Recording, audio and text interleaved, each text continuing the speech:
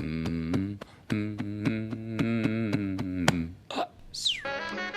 read the Bible, Greg. Talking to me? Come along, Samwise. Keep up. Wait, let me explain something to you. I am not Mr. Lebowski. You're Mr. Lebowski. I'm the dude. I don't know how to put this, but I'm kind of a big deal. Well, there's past. So what you want? Jesus freak. I got a bad feeling about this. King Kong ain't got shit on me! Do I really look like a guy with a plan? Each and every man under my command owes me 100 natural scalps.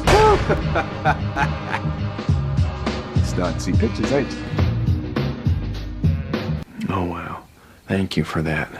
Hello and welcome to the Film and Loathing podcast for Monday, May 3rd, 2021. This is episode number 104, and my name's Jake. I'm Chris.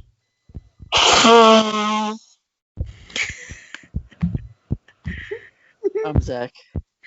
Coming up this week, we unlock our inner arcanas with our review of Mortal Kombat. We'll also talk some other stuff that we watched and whatever else comes up along the way. So thanks for downloading. Thanks for listening. Zach, how your allergies doing, bud? Not great. Zach tonight decided to dress up as Tom Morello. I've decided to dress up every day for the rest of my life as Tom Morello. How long until you get an Arm the Homeless t-shirt? Roughly 30 seconds. So you can wear under that. He's like currently looking. I should get like the patch, and I should just patch it onto the side. Okay, that's a better idea, actually. 'Cause I think, didn't Tom Morello wear a lot of patches? I'm gonna Google it. I'm kind of curious what spurred this uniform look that you wanted to go for. I told you, I'm basically Steve Jobs. Oh, I understand that, but like, was it just like something where you saw the t-shirts and you were like, I think that looks good. I'm just gonna go with No, that. I was Or, specifically looking for the Dickies t-shirts. that's what I'm saying. Oh yeah, he's got the Zapata's flag. I should even get that. Although it might not be a good idea for me to patch that onto my clothing, but But definitely get arm. But you gotta get multiple so all your shirts can look the same. this is true. See how much an Arm the Homeless. Whoa. That's a great idea for a B movie. I don't know how no one's done it yet. Isn't that like Hobo with a Shotgun? Never seen it. Like a movie where they just give homeless people guns and they can just do whatever. The Purge movie doesn't do that. Not really. Or attempt that? There aren't people like going around handing guns to people. Like, that's self-preservation time. You're keeping your guns so that you're prepared when the purge comes. I feel like Hobo with a Shotgun is the closest, but I don't think he's handed a gun by the government. It wouldn't be by the government. Are you stupid? Or would it just be by random people? Yeah. Guns are expensive. Okay. That's I don't what think the any- hunt. That's what the hunt should have been. Rich people gave the homeless guns to like invoke war in the streets. So I also have to get a Make America Rage Again hat. Does it look exactly like a MAGA hat? Yeah. It's red and it says "Make America Rage Again." Yeah, that's his current look. Tom Morello hosts a Sirius XM radio station. Is it Ozzy Osbourne's The Boneyard? Nope. It's Tom Morello's Boneyard. Yeah, it's just him. He just picks songs that he really likes and tells you about it, and you listen to it. Yep, check it out. That. You get to learn about what Tom Morello likes. It'd just be like the widest range of music. Was Tom Morello in The Prophets of Rage? Yes. Cool. Was that good? You know, I Sure. did listen to the album. I'm gonna download it right now. But wasn't it just who did they bring on? Chuck D and Rage Against the Machine. Right? And some others. Didn't they just some of the guys from Cypress Hill, right? Didn't they cover Rage songs, or did they do a mix of original stuff? Or is it all original some stuff? original stuff. There's also Unfuck the World. That's pretty good. Rage Against the Machine, Public Enemy, and Cypress Hill. Oh yeah, okay. Yeah, I never listened to it. I wasn't really that curious, to be honest. Although it's very such interesting an to odd call grouping yourself. for me. Well, it's Tom Morello, Chuck D, and Be Real, because Zach De La Rocha is not part of the project. Yeah. He's just keeping himself reserved for every Run the Jewels album. Just one song on every album.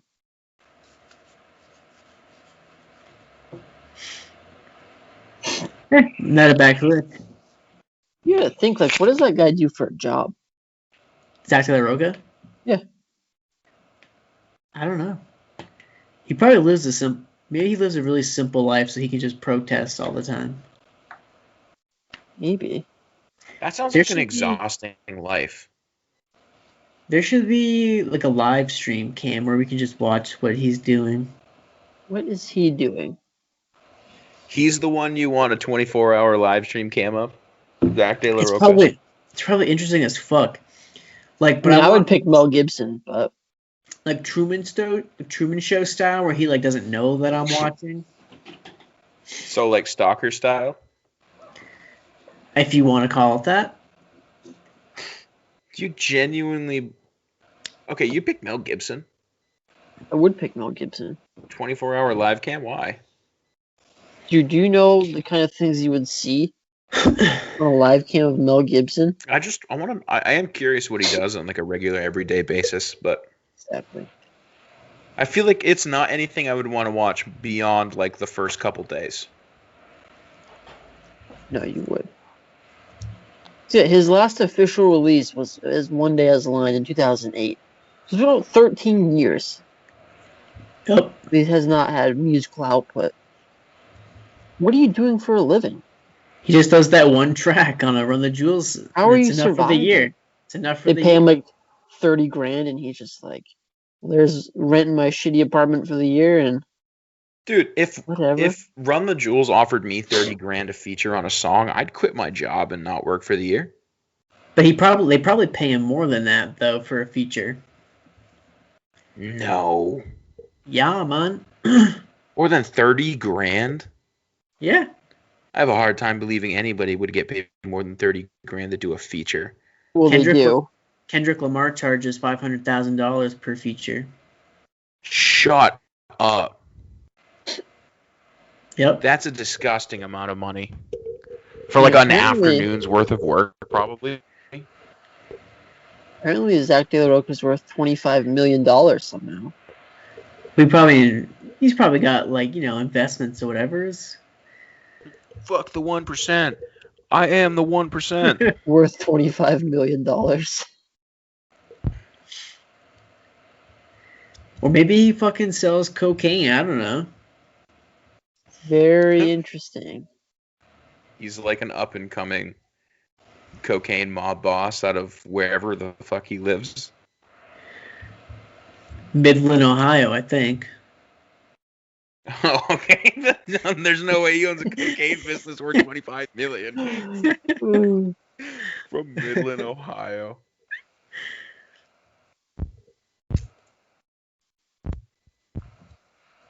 It's funny as balls.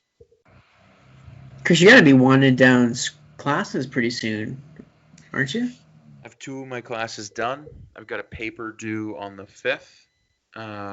I have an exam due by the 5th, and then I have a test on the 6th, and then The that's 5th it. of May? The 5th of May? Yeah, this week. So 3 days and you're done for the summer? Yeah. Holy shit, dude. Quote unquote done for the summer. I'm still gonna like keep up on reading and like I'm gonna get master class and like take a class or 2 to kind of stay in the swing of things. But yeah, I thought you And should those take are like classes. work at your own pace. I thought you said you were taking There. cooking classes on Masterclass. I mean, I am, but like I looked around and I found like a couple other things that are interesting. Like they have some economic stuff on there, and I'm kind of interested in learning about that. They have like a history of America based around 3 different presidents, which was kind of cool. Dude, the only history books you need to read are about the JFK assassination conspiracy. Yeah. You need to read about Lee Harvey Oswald, Didn't Act Alone, the Magic Bullet Theory. Yeah. You just gotta like, why don't you do a master class on like conspiracy theories or some shit? You have to read Ted Kaczynski's manifesto. Fucking gosh. I read a portions of the Communist Manifesto this year, and that was too much. There's no way I'm reading Ted Kaczynski's fucking manifesto. Well, then you're not ready for the ultimate red pill, bud. Not me. Not me, bud. Wait, what do you mean the Communist Manifesto was too much? Like you couldn't understand it? I could understand it. It was just too fucking grandiose. Like, I'm sorry, but you don't need the word. Did you go over what a manifesto is before you read this? Because that's literally the point. I know. I hate that style. I'm just not a fan of it. I hated how much he used the word bourgeoisie. It was just so fucking annoying. Oh, but I mean those are like fundamental terms. It is. I know. Like I get it. I get it. It's just like I really hate how manifesto-y your manifesto is. maybe manifestos just aren't for me. I just hated how like preachy it was. Again, it's kind of the point. I know it is. Plus, I just don't really agree with communism anyways, but whatever. Chris, no matter how many boots you lick, they'll never love you. Whatever. I've got a couple other books that I'm going to hash out this summer. You should read both volumes of Karl Marx's Capital. No. If you liked the Communist Manifesto, you'll love Capital. Arguably his most seminal work. Chris, if you really want, I picked up a book I've been meaning to read if you want to read it together this summer. What is it? It's like the ideologies of Maximus Aurelius. Kind of interesting. Like the guy from Gladiator? Yep, like the guy from Gladiator. There's a class that I was thinking about taking in the next coming year. I'm pretty sure they do it on a yearly basis where they do like a history of Rome. Oh, that's cool. So I'm looking You into could just that. read The Rise and Fall of the Roman Empire. It's not the same, Zach. It's not the same. I've got a bunch of books here on like America that I'm planning on reading this summer. Define on America. The revolution specifically. Yeah, but from whose point of view? Gordon Wood. So not about the JFK assassination? It's no, believe it or not, the JFK assassination wasn't the revolution of American history. Well, arguably it might be. No, I'm reading his book called The Radicalism of the American Revolution, and how that was a truly radical revolution compared to other revolutions of past at that point. You want to borrow some of my books on UFOs? I mean, I've offered to do a book club like 3 different times with you guys on Infinite Jest, and I've gotten declined. I'm not doing it. I'm not doing it. I've been Do you want to read down every time. Do you want to read a book about how AOC, Bernie Sanders, and other socialists are ruining America? I saw that at Borders. I would love to read that. I'm interested. Don't get me wrong. Like, I'm definitely interested. I don't know how to feel about AOC. I don't like her. I don't know how to feel about her. I feel like I would like her if I met her, but just, I don't know. I don't know if I like her or not. I'm not saying like I don't like her policies, but like her, I don't think I like her personally. I could see myself enjoying sitting down, having a meal with her, a couple other people around, decide to make a night of it, go to the trampoline park, have a great time. I bet she'd be a fantastic time. But I don't know how to feel about her professional presence. I love her professional presence. Based on the tapestry Chris, that's would you on your vote for- ceiling, I would think you would. Chris, would you vote for Caitlyn Jenner if you lived in California? Huh? Would you vote for Caitlyn Jenner if you lived in California? No As way. governor? No. No freaking way, dude. She's ridiculous. I think that is the most interesting political race that's ever going to happen. I'm curious. Ever? I think it's going to be the most interesting ever. Because like it's quite possibly the wildest conundrum.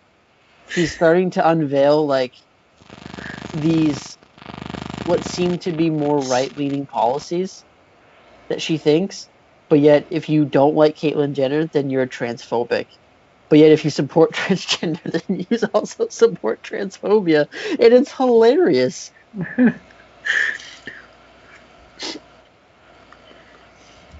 The world is crumbling around us. I don't know much about that whole race. I just knew that she was running, and I was like, this cannot end well, right? Like, I don't see a good scenario coming out of it. Either Caitlyn Jenner wins, and then we have Caitlyn Jenner as a politician in the United States. I mean, could she really be worse than Arnold Schwarzenegger? I don't know, bro. I just can't. I always forget that he was like the only celebrity I approve of being a politician was the governor of Minnesota, who was Jesse Ventura? Jesse Ventura is the only one I approve of. Know nothing Also about his is policy. very big into conspiracy theories. Gosh, dude, this just keeps getting better. Literally hosted a show called Conspiracy. We're working in a good world. We got a good Earth, guys. I can't wait until Alex Jones runs for governor of someplace. I'll move to that state to vote for him. Where does he live? He lives in California. Yeah. Good luck. My fucking gosh. What a runoff. Caitlyn Jenner versus Alex Jones. I think Alex Jones comes off as crazy because he knows things that the rest of us couldn't possibly perceive. It could be true. I think he knows things. It could be true. I want to know, how do you think that Alex Jones knows things? His dad. Like, what do you think? CIA. What sources? What sources Alex Jones has that others do not? I just think he's tapped in. He's got a guy somewhere, someplace that knows something. He knows. Yeah, wasn't his dad like a CIA agent? So he like claimed that he like overheard stuff, and his dad would tell him things. Yeah. So there you go, Chris. Right from the source itself. Okay, so maybe he knows stuff about the past, but like current day affairs, what gives him any right to comment on any conspiracy theories of the current? I'm sorry, I just don't back Alex Jones. I can't get behind that guy. Like, how ridiculous! Normally, I'm one to enjoy the overzealous, to put it kindly. No, he's bizarre, but I wouldn't be surprised if he knows a thing or two about something. Not everything he claims, but I think he's right about everything. He definitely might be right about aliens. Alex Jones is today's Walter Cronkite. Put it on the books. I mean, the dude was banned from Twitter from spouting the truth, so... What specifically did it get for, or was it just like a collection of different things he said? No, he got banned for the Sandy Hook stuff, but okay, he's probably wrong about that. But the libtards are out to get him, so... But he's also admitted that he's wrong about that. So, I mean, give the guy his Twitter back. That's all I'm saying. That's true. That's true. It's kind of dumb they took him off, though. Yeah, how else are we going to know the truth now? Right? You're going to have to go to his website, Infowars.com. Are you plugging that? Was that an official plug? Plug.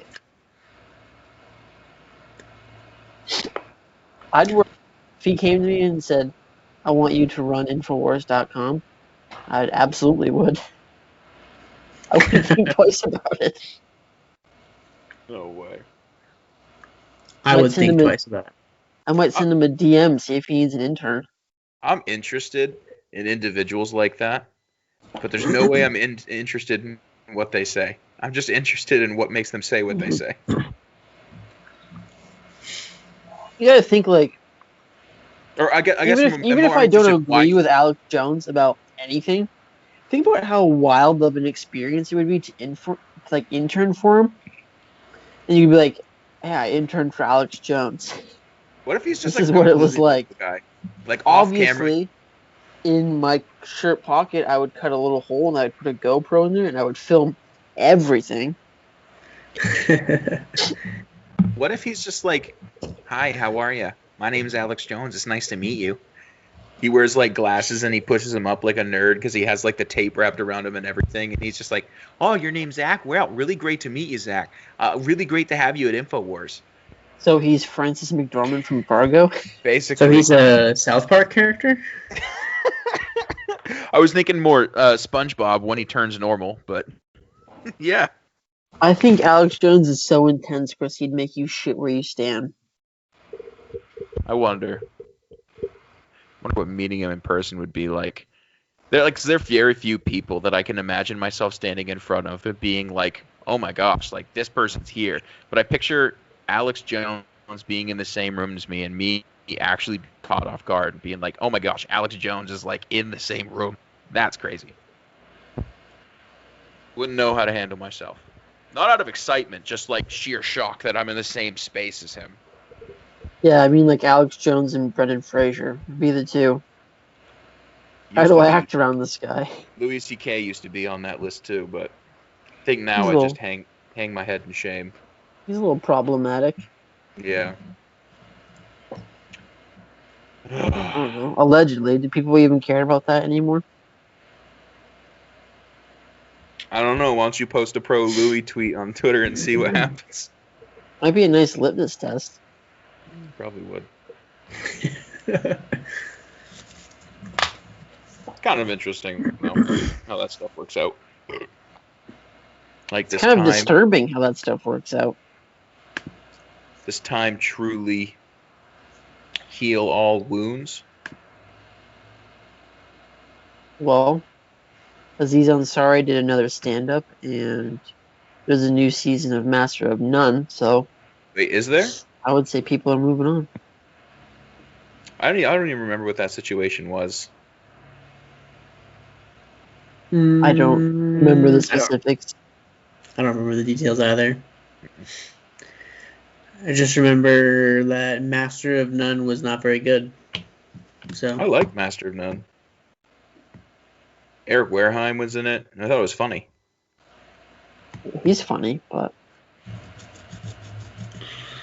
Because have you watched any of the Tim Heidecker stand-up? No, I can't do it. Wasn't there like a one of his things where he's like legitimately running for political office? Well, there's that. There's like all of his stand-up. So like there's his stand-up, but then the entire stand-up act itself like is a bit as well.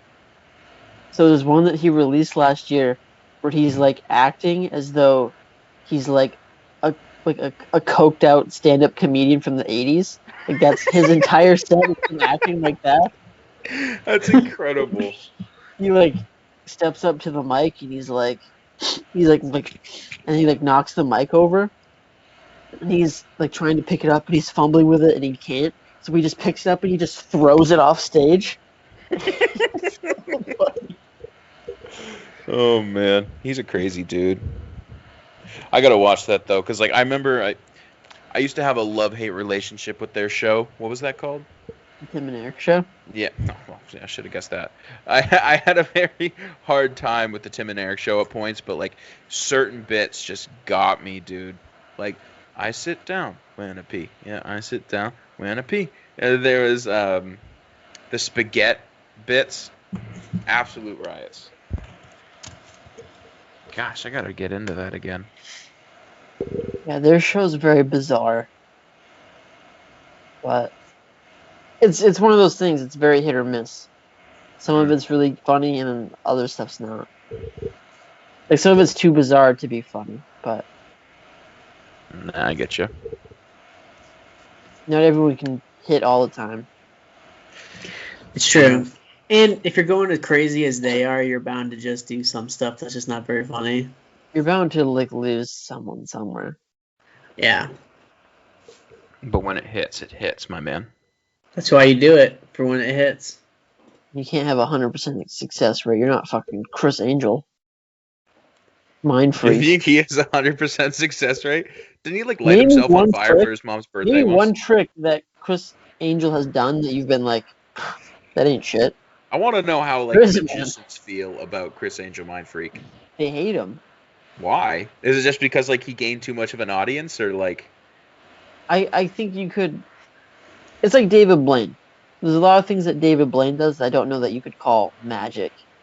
It's just like Him shoving that like sharp metal thing through his arm. or like encasing himself in ice like for 10 hours. Like I don't know if you can call that magic. That's just like a test of human endurance. Okay, hold on. That's not just a test of human endurance. Did he have like an oxygen pack or anything? I don't remember what or he was like underwater for like, I know so he had long like and- the bubble, like the water bubble thing was weird. He had like an oxygen mask or anything, and he stayed inside the bubble for like 3 days. I don't understand how that's magic. But if that man encased himself in ice for 10 hours without an oxygen pack, that's magic. He came out alive. It's shit like that where they're like, that's not what magic is about. That's why they don't like him. Yeah, and it's like That's why I don't like David Blaine. Well, Chris Angel's in the same vein. He just does Oh. shit like that they argue like isn't magic. Penn and Teller's real magic. They're real magicians. Dude, fuck Penn and Teller. I'd rather watch David Blaine. I gotta say though, I went on YouTube the other day, and one of the first videos to pop up after I deleted all my history just to refresh the videos that would pop up. It came up as Penn and Teller's like their TV show where they try and catch people and how they do their tricks. That show is dynamite.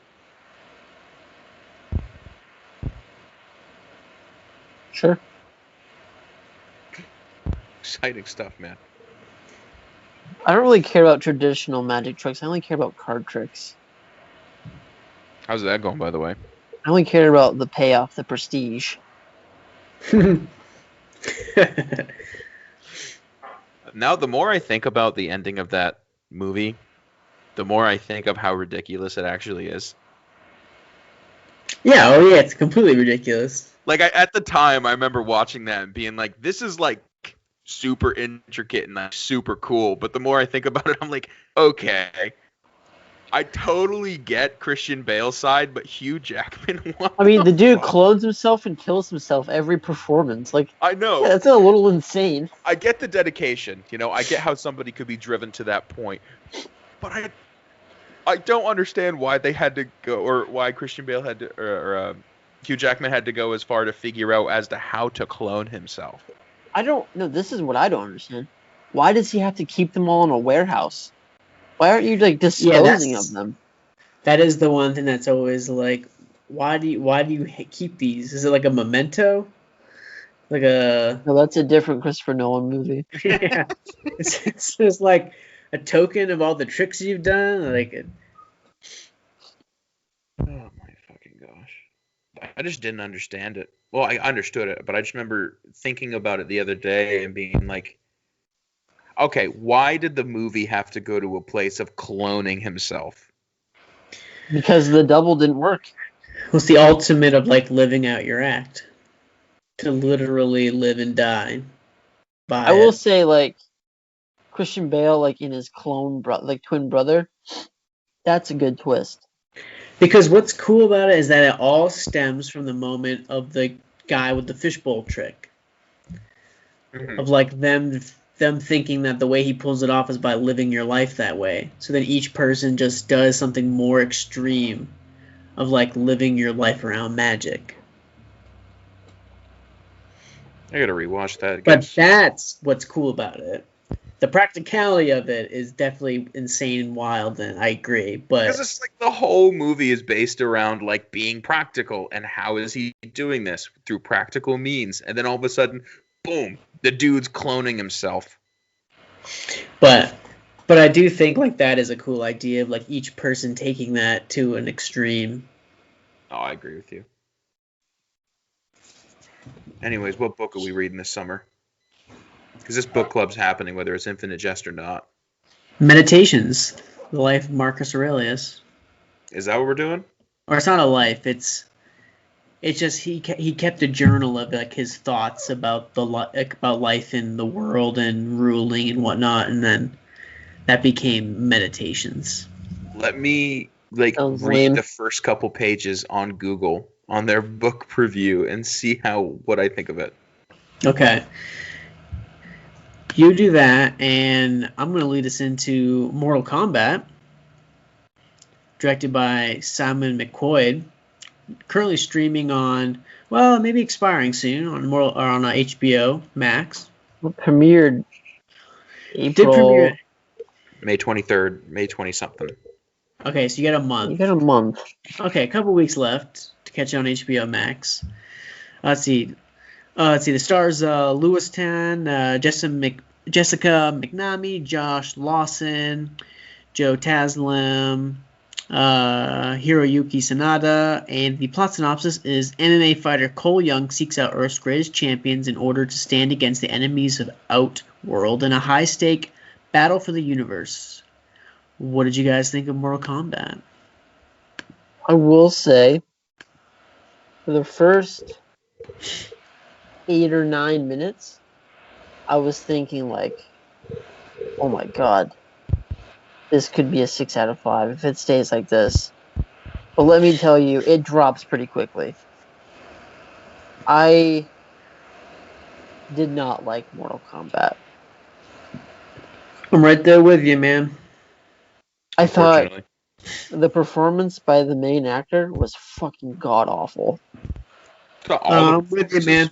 Awful, except for Coda. Was that his name? I did not like the Asian banker from The Dark Knight. Oh yeah, he was terrible. What's the guy's name? Like Kano or whatever. He sucked. Like the brief moments of like extreme violence and gore, I liked, but they were so sporadic that when they happened, they felt out of place. And I just, for a movie called Mortal Kombat about a tournament where people are supposed to fight to the death, there's a lot that happens to avoid actually having Mortal Kombat, the tournament that they fight to the death. That was a big problem with me. I didn't understand that choice at all. Okay, I think they were setting themselves up for a second one. That's all I think was happening. Well, Johnny Cage. That's definitely coming. I saw that poster at the end. I think my biggest problem with Mortal Kombat what is happened that to Scorpion at the end? Dude, I don't know. I forgot. I couldn't tell you. Forgot everything about this movie. They led it to believe that Sub-Zero was coming back. Right? And then Scorpion's just like, see ya. And then he just pieces. Did he go back to hell? Couldn't tell you, man. I will say the one aspect of this movie that I did like was Sub-Zero. I thought his stuff was cool. Actually, yeah, the part where he the guy shoots the gun and then he slows the bullet down, that was creative. I think the best part in the entire movie was when it's you see it in the trailer is when he cuts the guy, freezes his blood, and then uses it as a dagger. That was cool. That was definitely really fucking cool. And then the other part that I really liked was when they pin the guy on the ground, and the guy throws his hat to the ground and makes it spin like a saw blade. I do think the best scene of the movie is the opening scene. Yeah, but I think the biggest problem with Mortal Kombat is that a lot of the filler stuff is, bound to just be really plot heavy to explain the story, move things along, develop super artificial relationships. So really what you're there for is the fights, and I just didn't think the fights were all that interesting at all. They felt like really uninspired and just super dated. Like nothing honestly felt nearly as interesting as anything like you might see in like, I don't know, John Wick or even The Matrix, for crying out loud. And that's almost 30 years old. Not to mention, there is no Mortal Kombat. And the fact that there's literally no Mortal Kombat. What'd you guys think of like the brief little video game references? When like Kato pulls the heart out, he's like, "Oh, Kato wins." Oh, they felt pretty on the nose. I mean, I don't really know a lot about Mortal Kombat, so if I'm picking up the references, they're obviously pretty heavy-handed and on the nose. So I liked the first couple. I thought it was funny, but then once Scorpion was like, "Get over here," I was like, "Oh, come on." He speaks English for one sentence, and then all of a sudden he goes back to speaking Japanese. Like, fuck Here's off. where I knew that I was kind of out on this movie. So, wherever the African American gentleman's name is, Cyborg? Yeah, Cyborg comes up to, what's his name? The main character? I don't remember. Fucking Lyoto Gary. Machida. And Yeah, Lyoto Machida.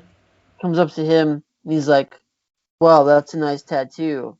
And he's like, "No, it's a birthmark, perfectly positioned in the shape of a dragon in a circle." And I was like, "Are you fucking kidding me?" That is like a super odd trend in movies like these, where it's people have a very obvious like marking or something, and then they just shrug it off as a birthmark. Like, never once did you think to yourself, like, "Man, that is perfectly shaped like a dragon. That's such a strange birthmark." I feel like I'd chalk it up to be like I was probably branded as a baby and just don't remember it because that's what it looked like. I am getting the sense that all of these Warner Brothers movies that are being released to HBO Max, Warner Brothers kind of started being like, maybe these aren't that good, and so we'll just, Except for Kong versus we'll release them Godzilla. to HBO Max to just kind of like, here's some of our stuff, some things that we think will bomb in theaters. Here you go. Do you think Dune though would bomb in theaters? Yes, I do think Dune will bomb in theaters. Or I don't know. It's got Hollywood's love child, Timothy I mean, Chalamet in it. okay. I don't I mean, think maybe that's that's. mass audience appeal. I think it's kind of tough given the time frame that we're in. Like, I mean, even if Christmas time, people are more vaccinated out and about. Like, I still think there's going to be hesitancy to go to out in public like this. Maybe not. I don't know. Hard to say. But I would think Dune would be a big draw, a Christmas time movie. No. Not the rumors. The onset rumors are not good, my friend.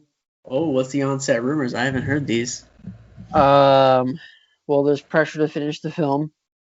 Denis Villeneuve wanted to do more than one film, and the studio saying no, so they're forcing him to cram things into this one. It's not looking good. It's David Lynch all over again. I was about to say, is this movie cursed or something? Like, is this going to go down in history as a cursed attempt? It's allegedly. This is the third time it will have been made. And third time it's allegedly going to bomb. Well, technically, it's only it's only the second time it's been made. That's true. Third Jodorowsky's never got released, but Wouldn't that just kind of add to it, though? Definitely. It's almost like Terry Gilliam's Don Quixote. It's just not gonna happen. well, that did happen. Yeah, but not without some major mishaps for 40, 50 years, however long it was. So maybe Dune's just like that. We got another 30 years to go before it can be done. I don't know. I hope that's not the trend, because I would be bummed if Dune and like The Matrix. Well, I guess I don't have super high hopes for The Matrix 4, but I'm still curious. I think that's why Matrix is going to be successful. It's because everybody's realizing that it's just like a sad attempt at like some sort of cash grab, and they're going to be like not going into it with high hopes, and then they're going to be like, this is surprisingly good.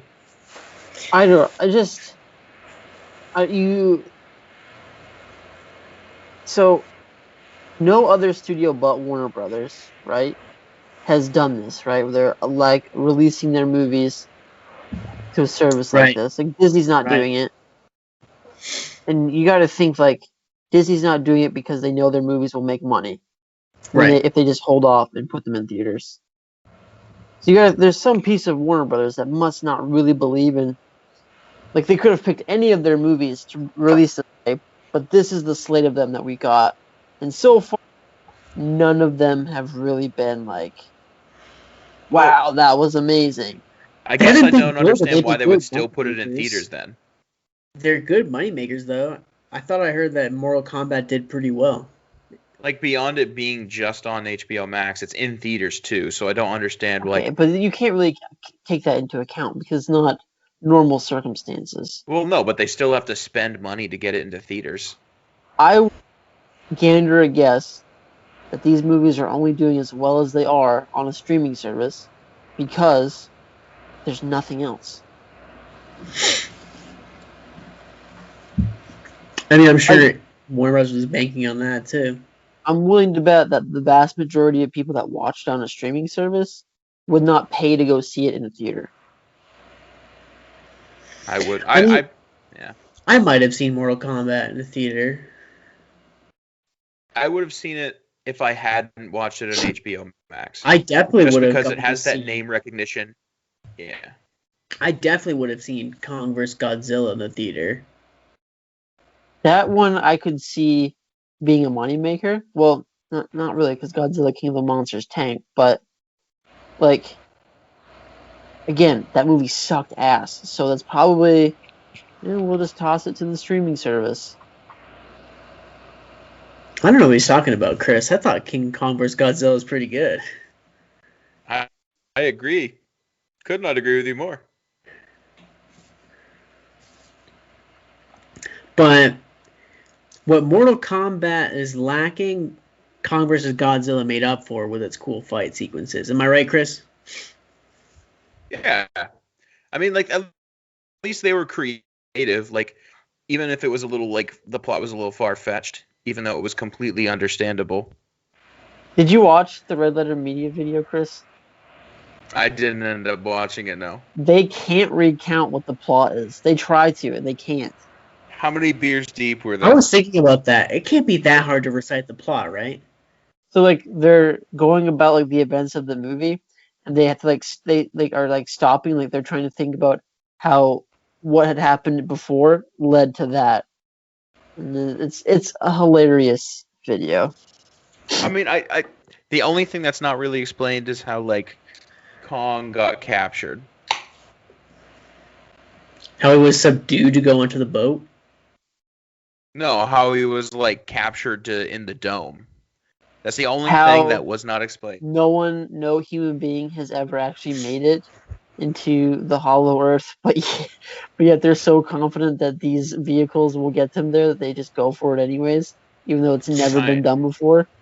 Nobody went to the moon before we got to the moon, Zach. It's true. It's true, Zach.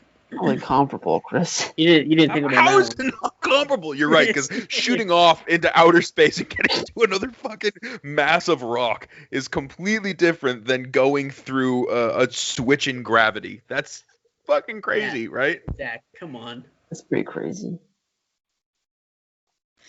Whatever. We're not talking about Kong vs. Godzilla. We reviewed that in episode 102. It's too bad. This is Mortal Kombat.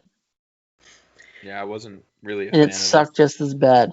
It was not very good. I don't even remember the music for it. Did it have classic Mortal Kombat cues that I didn't pick up on? Like, very subtle ones. Like, it had the Mortal Kombat, dun dun dun dun, but that was like the outro song. And then I think they had maybe once throughout. Who did the score? Was it Mark Mothersbaugh? No idea. Danny Elfman. Oh, Elfman? It sounded like Elfman. The Elfman lives? Of course he lives. He never dies. He's timeless. Cole Young, Zach, by the way. That's the main character's name. That's right. Cole Young. So, I think it would have been more interesting instead of why did he have to be an MMA fighter? I also just find it like it just feels so like lazy. Like, oh, the MMA fighter that fights more. Would you rather have him be like a capoeira fighter? I wish he was a fucking grocer at Hannaford, and he's got this weird tattoo that people talk about, and he's like, "Nah, man, it's just a birthmark. I'm gonna go fucking cut up some deli meat." And then, you know, a big four-handed guy comes in, starts smashing up the bread case. He fucking unlocks his arcana, and they have it out in the deli. What's so crazy about that? Okay, this Cole Young guy looks to be about 30. He's taking amateur fights for $200, and his wife is just like, "You need to follow your dream." Like, fucking give it up, dude. Like, it's not gonna happen for you. I think he's 26. Yeah, I mean, you're right on the cusp, but you're probably not gonna happen for you. He's steroiding it up big time. Well, yeah, let me just take fights last minute for $200. Like, that doesn't happen. You get more money for taking a last minute fight.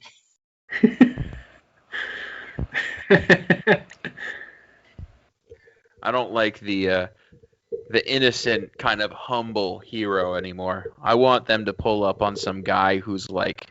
Then you would love Psycho Goreman. I just want some guy who's like cracked out or some shit, and he's just like, "Hey man, what do you mean I'm gonna do Mortal Kombat? What are we talking about, man?" Exactly, the fucking deli guy at Hannaford. Exactly, thank you. Hey, can I get you some provolone cheese on sale today? You know what I'm saying? Yeah, I got this dragon burn mark on my body. Weird. Had it since I was a baby. Weird. You're like the dad from Friday. That's who I'm trying to be. That's my inspiration for that. What's that movie where he does that, like, constantly? Was it Friday? No. Little Friday Nicky? After Next? Yeah, it's Little Nicky. Yeah. Oh my gosh. Because what is it? Isn't Little Nicky giving him the devil eyes? And he's like, "Oh, you trying to give me the crazy eye?" And he does it back to him.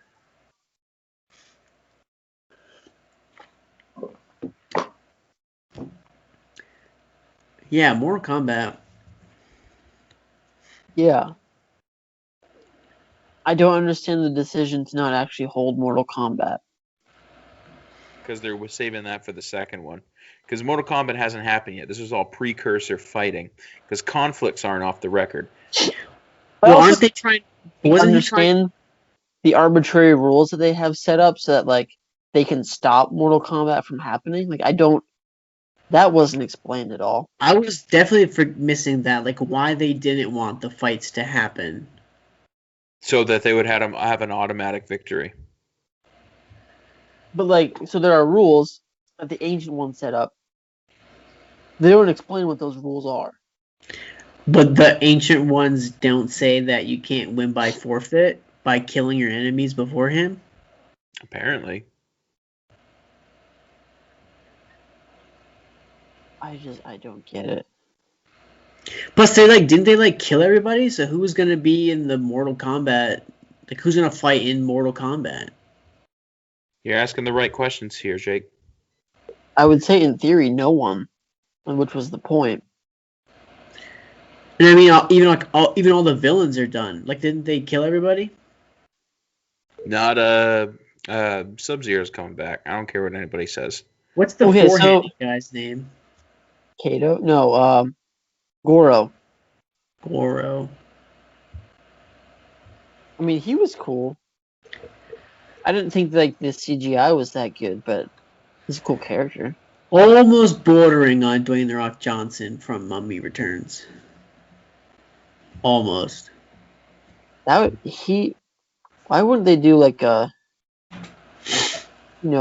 Nintendo 64 games are very common to do mashups, like a Mortal Kombat Scorpion King mashup, where Scorpion King could be a playable character, so he could show up in the movie. Question: would you play an open world Scorpion King game Yes. As the Scorpion King, or you're someone as else? the Scorpion King? Absolutely. As Dwayne The Rock Johnson, Scorpion King, voiced acted by Dwayne The Rock Johnson. Dude, yes. This is like the perfect game for me. Yeah, I'm playing that game for sure. Probably the only game I'd play. I pay $80 to get the special edition. Like I'll take the steelbook box set, whatever you need me to. I want like $120 signed poster. I'm on it. $120 for the little gold bracelet collector's edition that you can wear. Oh my gosh, yeah. Are you kidding me? That's like, if I could have that gold bracelet, my life would be complete. What's the most you would pay for a limited edition Scorpion King game to get a gold bracelet like that? I think mine's $200. I was about to say 200, 250. Oh, $350. I'll say $199.99 before tax. I'm looking up the bracelet right now. The bracelet of Anubis? You think they just sell them that on eBay? Somebody's selling one on Etsy for $100. Of course, yeah, but how much is Scorpion King but how much bracelet? is the real? How much is the real bracelet of Anubis? Gosh, I have no idea. I wish. Is this plastic and they're selling it for $100? 3D printed. That's why.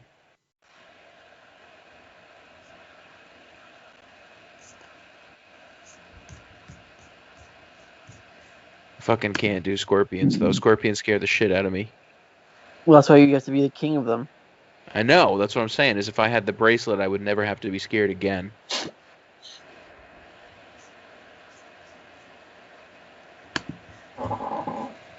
Yeah, I don't feel much like talking about Mortal Kombat anymore. 2 stars for me. 2 for me. I'll go 2. Very disappointing. Yeah, very disappointing. Indeed. I want to move on and talk about some other cool stuff that I watched. You guys watched the new Fast and Furious trailer? No. But No, I did see that over at insane. I'd see that over at Spotlight they're showing the Fast and the Furious 1 in theaters again. What's the I new? need to go to the theater for that. But what's the name of the new Fast and Furious movie? Fast 9. Fast 9. When do you think they're going to do a Fast and Furious movie called He Had a Fast Car? Never. An ode to Tracy Chapman. Exactly. So, okay, so this is Fast 9. So obviously Fast and Furious Hobbs and Shaw does not count as one of the official Fast and Furious movies, so that means it's not canon. I don't think so. This is getting out of hand. But I can't speak on the canon of the Fast and the Furious verse. One of these days, if we do the Twilight, however many movies, can we do like the Fast and the Furious movies? That's 9 movies. That's a lot. Yeah, we'll split it. We'll do a 2-parter. They're gonna keep going though. At least the Twilight movies, that's 5. You could knock that out in a weekend. And it ends. A miserable weekend, but during the summer, a miserable weekend. Oh my gosh, I don't know what you're talking about. All I'm saying is that this summer, my schedule is going to be wide open as far as movie watching goes. So we're going to do the Twilight trilogy for some fucking reason. If there anything, you keep saying the Twilight trilogy, but there's 5 of them. There's 5? Yes. Yeah, it's a pentalogy. Are you shitting me? We're gonna do all 10 Friday the 13th movies. The 10 movies that we chose for Steven Spielberg. The Twilight pentalogy, or however the fuck you said it. And then all the Fast and the Furious movies on top of our sports bracket. We've got a busy summer, guys. Yeah, the sports bracket we gotta get to. Very busy summer indeed. All I gotta say is, if Twilight is anything like the Hunger Games, we're in trouble. We've got Kristen Stewart, so I mean it's gotta be better than that. I don't know. We'll see. Big J Law over Stu any day. I don't understand. I don't understand like the whole thing in movies about like the plain girl that gets the hot guys. I don't get it. Just because you're not the hot guy or Because the her plain blood girl. is just so enticing. Like, I get it. I guess I get it in theory, but then, like, when you see it done out in the movie, it's like, nobody would love this person. I'm sorry. Well, that's rude. I'm sorry. Gosh, that's harsh. I'm sorry. Nobody I'm sorry. would love you. Like, I'm sorry, Katniss Everdeen, but I would never follow that woman into battle, ever. I would never lay down my life for her. I get it. I do get it. I remember thinking that after I watched Divergent. Like, it wasn't like I didn't think that you will never be loved, but... Well, yeah, well, Shailene Woodley just sounds like a terrible leader. I just remember I wouldn't sitting there... follow her anywhere. I'd look at these people and be like, I don't understand why they picked you to be, like, the head of this giant organization. Like, there are plenty of people here who have years of training compared to you, and yet you're the one? I know. Or it's like, Bella, like, I get it. Like, you've got a mysterious dark side, but you reek like tuna fish. Why is anybody into you? What? Reeks like tuna fish? Where did that come from? I don't know. Doesn't she smell funny? Doesn't Edward make a comment that she smells funny? What does he know? He really wants to suck her blood or some shit. She smells like tuna. Yeah, he like makes a comment about her smell, and then she's really subconscious and is like smelling herself. Yeah, so, there's something like that. Oh man, that was just a funny choice to pick tuna. Too much tuna. Big tuna. Anyways, got a busy summer ahead of us, guys.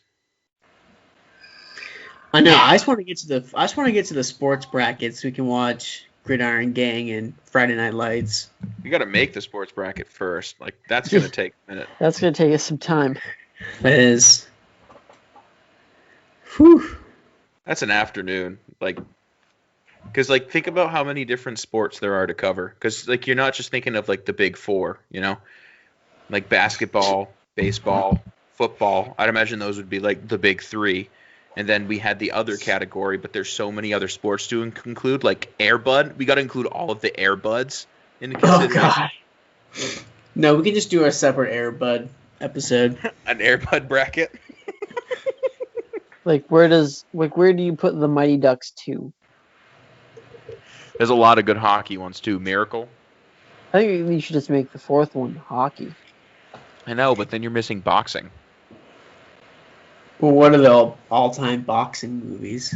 $1 Million Baby, Rocky. There's Raging Bull. Okay, fine. You made your point.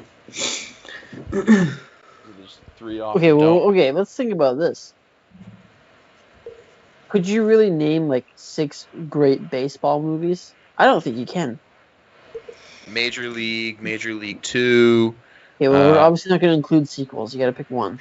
Okay. Major League, A Field of Dreams, A League of Their Own. The one with Tom Hanks. A League of Their Own is the one with Tom Hanks. Moneyball. Bad News Bears. Bad News Bears. And that counts. Bad News Bears counts. The Benchwarmers. What's the one with Dennis Quaid, watched that the rookie? the other day. Huh? What's the one with Dennis Quaid, the rookie? Yes.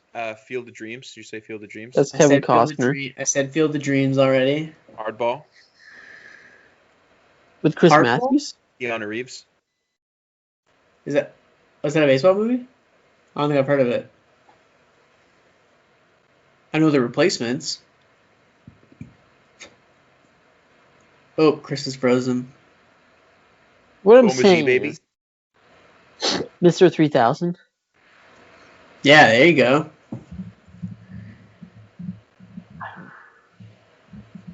So I it don't know, can I be feel like there is a sport. One of the big 3, I think, could go because I just don't know if there's that many compelling movies within that sport. Football is definitely a compelling category. Like that's not budging. Maybe the easiest way is just to think of the best sports movies in general. 64 of the best sports movies go head to head. Just period. Maybe it's a lot of football. Maybe it's, We decided on 64. maybe not Oh, that's 64. right. Well, that's how the March Madness tournament goes. No, I mean, I'm in. Maybe not I'm that. in. That's going to take like literally all summer. But But you would we could obviously do like. You would have to do it the way the March Madness is set up. So you have the round of 64, then we would knock it down to 32. It would really only take you like 5 weeks. The first week you just have to 5 watch weeks 64 to movies. Yes. So if we do, well, here's if we do 60. If we watch all 64 movies, do we really have to watch 32 again the next time and then 16 again the next time? Well, I guess that's true. You just watch them all, and then you just have to take notes, I guess. I don't even think you really. I feel like there's some of them that you wouldn't even have to watch. So what's the point of putting them in there? Well, I mean, like when you get to like the number 1 seed versus like the 16 seed, you know, if you're looking at Happy Gilmore versus A League of Their Own, do I really need to watch those movies to know that Happy Gilmore is going to move on? He's right. He is right on that one. Okay, well, here's a question. What's even a measuring stick? For what is the measuring stick? Are you competing them based off like how it represents that sport? Or are you just basing it off like what you think about the movie in general? What's the measuring stick? Star rating. Happy Okay, Gilmore let's is not a get into 5. this. Like, Okay, but let's say you got Miracle and Happy Gilmore. Let's say they're both 5-star movies. Okay, then what? What like Flip a coin. There's got to be something that you're comparing. Well, I would probably. I'm comparing effectiveness of what they're trying to do. So Like the does Happy sport? Gilmore make me laugh more, or does Miracle make me feel more inspired? Okay, but how do you compare that? There has to be like some. There's got to Okay, be well, some. obviously we can't judge it on how well it represents the sport because they would never let someone like Happy Gilmore in a professional golf tournament. You create some sort of like 1 through 10 scaling system, and I'll fill one out for every single movie I watch. But there's just got to be some common ground. It doesn't have to be anything crazy. There has to be something in the middle that everybody is thinking about, so that you could like effectively rate it and. What's the most mediocre sports movie you can think of? Trouble with the Curve. Starring Clint Eastwood. Okay, so Very mediocre. we'll call it the Trouble of the Curve scale, or the Curve scale. Okay. We'll call it the Curve scale. Is it? I think you could literally just call it Trouble with the Curve. Like, is it better than the Curve, or does it have trouble with the Curve, and then it's above or below? Yeah, we'll call it the Trouble with the Curve. Emphasis on curve, and then it all depends, like how far away from the curve is it? Is it higher than the curve? Is it lower than the curve? Okay, so essentially, what you're suggesting is trouble with the curve versus podcast. I mean, like, again. Is it better or worse than Trouble with the Curve? I guess so, yeah. But like, how good is it? Like, how much better than Trouble with the Curve is it, or how much worse than Trouble with the Curve was it? And then like, based on that number, we determine which movie is better. But first, the first movie we all have to watch is Trouble with the Curve, so we have a fucking reference. So we have a barometer. Yeah. Next week review is Trouble with the Curve. Yeah.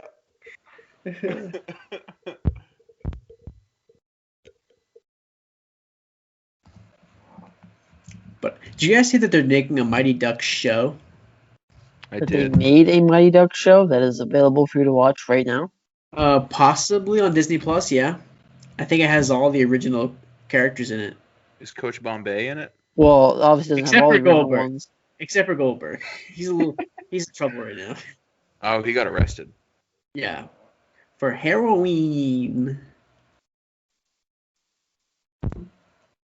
Do you Guy's think they make doing a awesome. joke in there, like they go into prison and then just like see him behind bars and they're like, I don't think they're gonna do Goldberg. that. Yeah, this had one of those classic like oopsie moments. Yeah. The worst part is that Goldberg was like the best character. Except Is he for the the girl knuckle who's from puck? Bangor. Who's the knuckle puck? Oh, Keenan Thompson. Okay, what was his character name though? Oh, shit. Rick? Is that what it was? Rick? Really, Rick? I don't know. No way. Knuckle puck time. He was a good character. Who played Bash Brothers? the Bash Brothers were good. I liked them. Can we what's the best Mighty Ducks movie? 2. Yeah, I That's don't the know. one where they go to the Olympics, right? I think so. Yeah, I think so too. I do like the second one. I don't know if I've seen the third one. Come the fuck on. Let me buy this shit. I can buy an Anubis bracelet for $145 right now. Are you A buying lot it? of money. Let's just say I'm not deleting the tab. This guy's flush. They're selling it in black too. Why would I You want can't get it in black. That's what not I'm the saying. bracelet of Anubis. No. It's just a dumb bracelet. 3D printed, not industrial, high quality 3D printers. Oh, okay, so then no. Oh, all 3D printed on industrial, high quality 3D printers. Oh, it's made out of plastic? No way. Give me a metal one. Or nothing.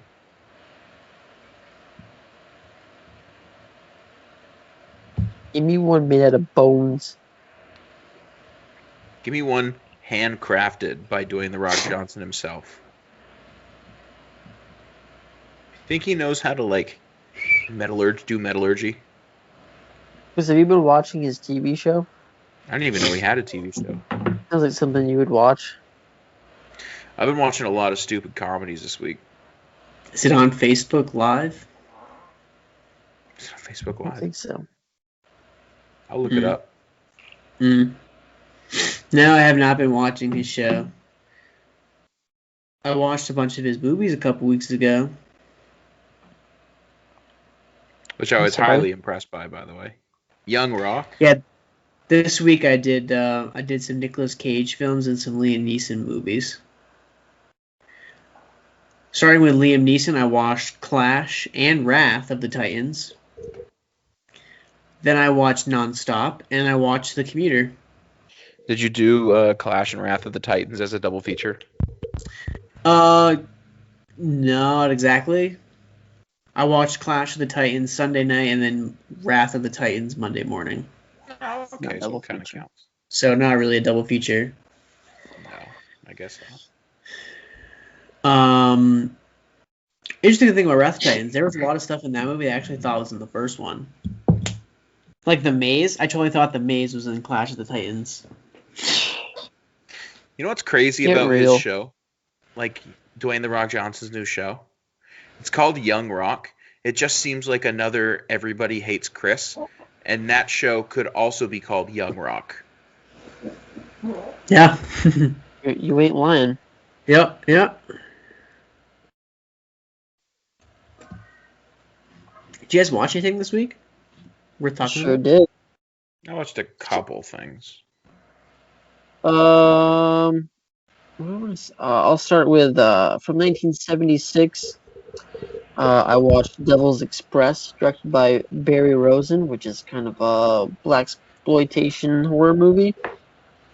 The most notable thing about this movie is that it stars a man who goes by the name of Warhawk Tanzania. This is Nice. probably one of the coolest things I've ever heard. Other than that, it's nothing to write home about. Warhawk Tanzania plays I think he's a detective? I don't know. Basically, he's a kung fu master, and there's an ancient evil in the subway that he has to fight. In the subway? Yeah. It's Like a little the subway, the disappointing. sandwich shop, or like the train station? Well, from 1976, because I don't think Subway existed then. Look, I'll do the Google search. I mean, some pretty cool martial arts stuff. Like he fights like 8 guys at a time, and it's pretty poorly edited to the point that you can tell he's not actually hitting them, but they react anyways. Still sounds better than Mortal Kombat. It's if you're looking for some good kung fu, I recommend Devil's Express over Mortal Kombat.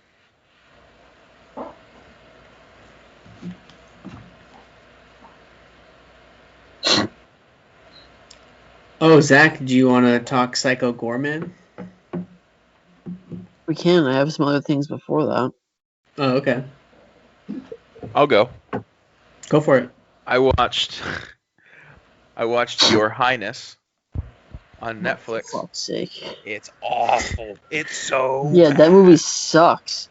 I was at least hoping it would be kind of funny, but it is horrific. Only the jokes that James Franco was molested are funny.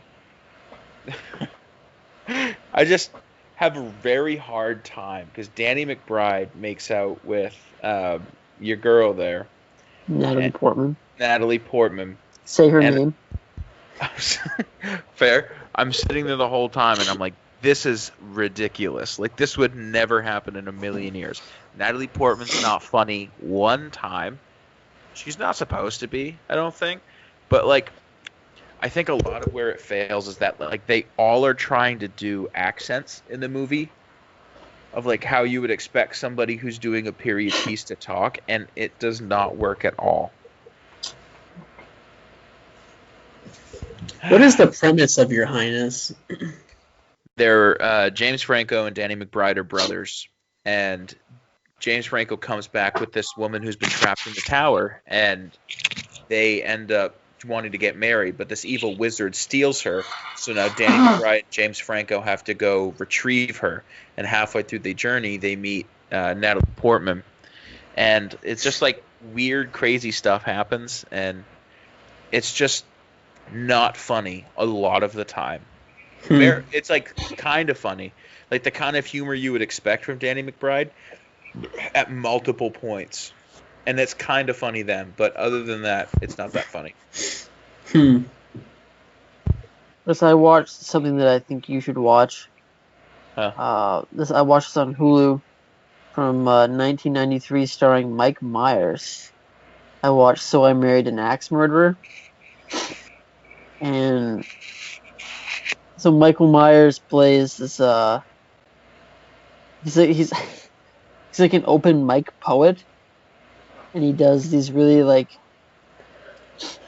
beatnik type poems at open mic night, where like it's very like exaggerated and just pretty funny. But basically, the premise is that he meets this girl, and they like get married, and he starts. There's a National Enquirer type magazine that's like talking about a serial killer named Mrs. X who's married, who's like killed 3 of her last husbands, and like some of the information starts to line up with Michael Myers' wife, and so he thinks that he's married an axe murderer. It's quite comical. He plays multiple roles, like a lot of the time. He plays his own father, and it's yeah. He has a younger brother, and like Michael Myers, like the father is always making fun of how big his head is. It's just hilarious. Chris, you might actually be offended by it. You shouldn't watch it. Chris has a big head. Whatever. Does he sing the song from Austin Powers? Daddy wasn't there to take me to the fair. His poetry is pretty good. Poetry. All right. I'm interested. Chris, I also watched a movie that I think you might like, starring Bill Murray. Mm-hmm. It's called Quick Change. It's from 1990, and Bill Murray plays. It opens up with him robbing a bank dressed in a clown's outfit. And him and 2 other people are in on it, and so they get away with the money, and so the rest of the movie is the police are trying to track them down, and Bill Murray and these other 2 people are trying to get out of town. But because they're kind of idiots and things go wrong. They get delayed and lost in the city, and they don't know where they are and can't figure out where they're going, and so they can't seem to make it to the airport. So the entire time, the police is figuring out more and more and more who they are. So it's kind of like a race against time to beat the cops to the airport to escape, and it's kind of funny. There's some pretty funny moments and things that happen to them to delay them. Sounds like an absolute hoot. I do love Bill Murray, though. I think he's one of the funniest men to ever live. Yeah, I think you get it. I think you find it funny. So one of the things he tries to do to buy himself time is he asks in the beginning he asks the hostage negotiator to bring him a monster truck as part of his demand. And so that's a pretty good vehicle to ask for. So that's pretty funny. And then they finally bring him a monster truck, and he's like, I don't know, that one kind of has the wrong body on it. It's not really what I'm looking for. He said that's kind of a shitty monster truck, so they demands another one. It's awfully gaudy, don't you think?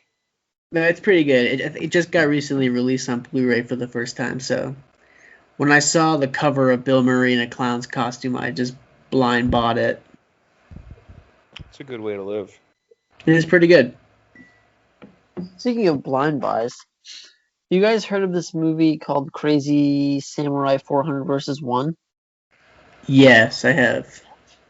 I blind bought that, and I'm so excited to watch it. So the premise is one samurai versus 400. It's a 93-minute movie, and there's a 77-minute single-take action scene in it. That's crazy cool. Dude, that beats out 13 Assassins. Woo, that sounds pretty dope. I have heard of it. I can't remember where I've seen that advertised on. I mean, it's a terrible fucking name for a movie. But yeah, what is it? Versus 1. If there's a pretty sick 77-minute single-take action scene, that's gonna be badass. Yeah, definitely let me know how that. Oh, it's on Amazon Prime right now. I might have to check it out. Have you seen 13 Assassins, Zach? No. Because that one's got a pretty good. That one ends with it's like, I don't know. It's something like, I don't know, 45 minutes to an hour. Not single take, but like one set piece. That's like sword fighting, and it's pretty cool. It's a lot of sword fighting. Yeah, it is. I will mention, since Jacob mentioned it last week, I watched Sasquatch, the documentary from this year. Oh yeah, what'd you think? I really liked it. I hate the 3-episode structure. I think it could have been one thing. For sure. I kind of like using that first episode as like a framing device to talk about Sasquatch as a whole before really like moving into the story. And I thought like the story was very interesting, and I guess the problem that I have with it isn't oh, there he goes. Okay. The problem that I have really isn't the movie's fault. Like, I mean, you can't really expect this guy to solve a 30-year-old cold case file, like, but it just kind of seems to end on a wet noodle. Which is my big takeaway, but I think he says something that kind of drives it home, which is like, is he like one of these Sasquatch hunters where the next day he's gonna find something that finally proves something, and like going down that rabbit hole. So like it got to the point where it was like he talks to that guy on the phone and was like, they had heard that he had killed someone because they had raped and murdered his daughter, and it was like, well, I didn't even have a daughter in 1993. And so it was like he'd kind of hit a dead end. And I thought it was going to end there, and I'd be like, that's so stupid, like, to end it right there. But then he has that phone call with the guy that owned the cabin in 1993, and it's like, oh, shit. That's crazy. Did he find Sasquatch? You'd have to watch it, Chris. I'm not going to explain it to you. I think it's worth the journey, honestly. Like, I really enjoyed it. Simple yes or no would do. So the premise is that a investigative journalist is working on a pot farm in 1993 where he hears two guys say that 3 men were murdered by Sasquatch. And he's just investigating that tidbit. Yeah, did he find it? As you find out, it's not really about that. Wouldn't be interested then, apparently. I mean, I think the whole piece of, like, the whole thing about, like, pot growers in Mendocino County and all that stuff was really interesting, too. Yeah, I honestly just really enjoyed going down the rabbit hole with him and just seeing what information turned up. I just liked him. He's a cool guy. I'd hang out with him. Hell yeah. I think it's really good, Chris. You should check it out. Where is it? Hulu. Is it like a series? It's 3 episodes. How many 40. minutes apiece? Like 45. It's not bad at all. I could bang that out in No. a week. I would hope so. It's an episode every other day. Yeah. This is a documentary that I watched on Hulu.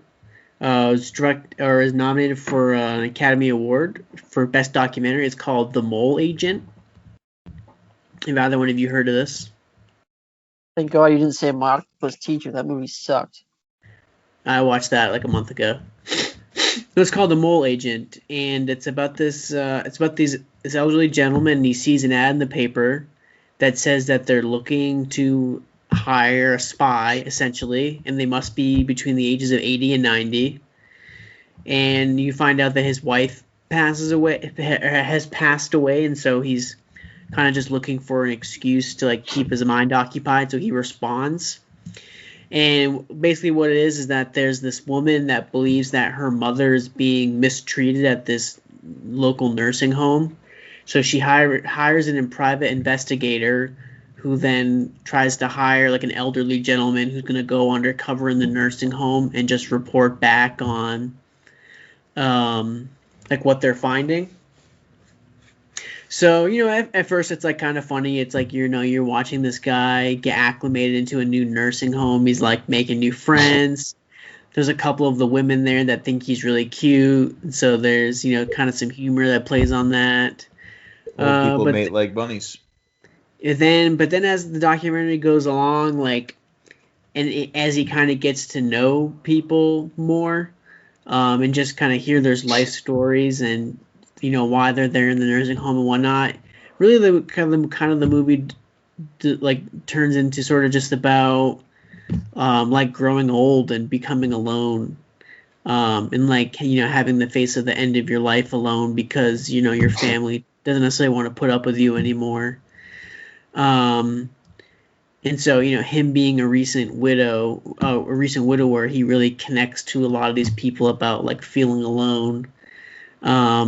And he becomes, very grateful that he has a good relationship with his daughter, and it's very touching. It was very heartfelt, and I really liked it. Rachel and I watched it together, and we both really liked it. How can he be undercover if there's a documentary crew following his every move? They did it set up where like a couple weeks leading up to when they were going to plant somebody, they reached out to the nursing home and said they were like making they wanted to do a documentary about new people like transitioning into a nursing home. So they said like the next person that gets in, we want to interview them. And so of course the next person in was going to be their plant. So that's kind of how the guys that they did.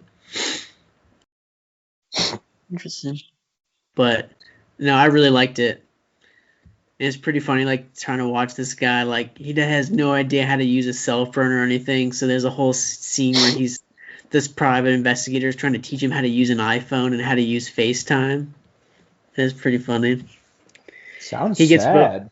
he gets voted the king of the nursing home prom, and it's pretty funny. No, it's great. It's great. It's very heartwarming, very touching, sad at times. You know, I really liked it quite a bit. Well, I can talk about something else that's very sad but heartwarming at times. We're gonna skip right over me. Is that how this is gonna work? This would be the 1986 film directed by George Pavlo, Rawhead Rex. This is about... it takes place in Ireland, and there is... This monster is unleashed and wreaks havoc among the Irish countryside. And this demon is known as Rawhead Rex. So, it's not a great movie, but it has some charm. It's very clearly like a man in a suit, and the man in a suit does not move very creature-like. He moves kind of like a human. So there's that. So one thing that apparently it's written by Clive Barker, and I guess he hated like the final movie, and so he kind of decided like, Is that the Blink-182? Is that the Blink-182 drummer? That's Travis Barker. Oh. Basically said, like, I hate handing off my scripts and they get ruined to people, so I'm just going to direct my own thing. And then a year later, he would do Hellraiser. So it's kind of important in that aspect, but there's a great scene where, like, this priest... I guess he's kind of responsible for bringing him back. He, like... Rawhead Rex is, like, his savior. And there's a scene that it's very wide. It's a wide angle shot, Chris. So it's hard to kind of see what's happening. Mm-hmm. He's either like he like kneels down in front of Rawhead Rex, and Rawhead Rex is either pissing on him or jizzing on him, one or the other. Like it's clearly like a liquid coming out at like washing over him, but it looks white from a distance. So it's like, what the fuck is going on? It's pissing on him or jizzing on him. Either way, I'm in. Apparently, Rawhead Rex is kryptonite, so to speak, is women. That's not explored at all in the movie until it has to be in the final minute. Sounds interesting. I like his name. It's a great name. It is really good, Rawhead Rex. The Kino Lorber Blu-ray is only like $9.99. There's a scene of him like wreaking havoc in a trailer park that's pretty good. He destroys some woman's house for no apparent reason. Just throws everything off the shelves. He sounds like a gremlin. He's a real jerk off, that Rawhead Rex. Gremlin. He's jerking off onto the priest, that's what. Alright, Chris, sorry, we didn't mean to skip over you. What did you watch, buddy? I watched Tenacious D, A Pick of Destiny. Nice. That's what's so important to message. I love the end. I love that the rock battle they have with David Grohl as the devil. And I'm not gonna lie, I kind of actually like their song they make when they're fighting the devil. To the Fire and Flames? No, it was them sitting there and they're like, "You are the devil, we are the deed. We are the deed, we are the deed, we are the deed, we are the deed, we are the deed, we are the deed." I don't know what it is about that song, but I actually kind of enjoy it for some reason. That's all right. It was whatever, dude. It was pretty funny though. It's no Dracula musical, but it's good. There's no. Have you never seen it before? No, I've seen it like many a times, but it's one of those movies that like I always just love popping on because every single time I watch it, it's just stupid enough. It's like just overly stupid enough where I enjoy watching it every time. What do you think was the most challenging aspect for you filming that movie? I fucking gosh, you piece of shit. The only thing I remember about that movie is that they have a driver's ed car, so there's brakes on both sides. Yes. The only thing I remember. That's a weird I don't know thing to why I remember remember about that. I really would want to watch School of Rock again. It's a great movie. It is a great movie. I've been wanting to revisit Nacho Libre. Does that count as a sports movie? Yes. It's wrestling. Mexican wrestling. Okay. And if we're counting wrestling, obviously we'd have to include all 3 seasons of Hogan Knows Best. Obviously. So we can finally answer the question, does Hogan actually know best? Of course he does. The answer is yes. Spoiler, he does. Who's up? You want to do Psycho Goreman now? Let's talk Psycho Goreman. Which I thought was a blast. Does this count as a 2021 release? January 22nd, 2021. It's official? Okay, perfect. Well, Chris, spoiler alert. Psycho Goreman is directed by Steve Kostansky. And it's my first 6 out of 5 for the year. I praise. Take that, Chris. It's phenomenal. It's about two children who discover like a tomb buried in their backyard, and they awaken Psycho Goreman, his actual name is something with nightmares. He's nameless, but they said if you must call me something, like he's the Archduke of Nightmares. Yeah, the Archduke of Nightmares. But the kids decide that that's a stupid name, so they settle on Psycho Goreman, or PG for short. He looks like a creepy dude. Like I'm struggling. Like, there's aspect of this movie that I know Chris would hate, but I wonder if the humor is like stupid enough that Chris would actually love it. Is it like stupid in a way that like Evil Dead is stupid? No, it's like it's kind of Tim and Eric like, where it either works for you or it really doesn't. Okay. Like, here's an example of a joke that I think is my favorite and had me in stitches. There's a scene where the little girl hands him a magazine, and it has like this shirtless man on it, right? He's all cut and chiseled, and he looks at it, and he's like, "Little girl, I'm not interested in your hunky men." And then he looks at it, and he's just like, "Or am I?" Okay. This sounds pretty good. Like, ridiculous costuming for the like interdimensional aliens, and for Psycho. I think the costuming for Psycho Goreman himself is awesome. Where was it made? What country is it from? Canada? Canada. Okay. Made for less than $1 million. Which blows my mind. Like the costuming and like all that just on its own, and like the practical effects. Chris, I know you love practical effects. Are amazing. Gosh. Like, the effects are actually pretty good. Like, way better than I was expecting. There's some great stuff of like there's this great scene where the first time Psycho Goreman is released, he goes to this warehouse where he finds these 3 criminals, and what he does to this one guy is he basically paralyzes his body and overtakes his mind. This guy's eyeballs are just spinning in his head around in circles, and it's he's gonna live an eternity in torture.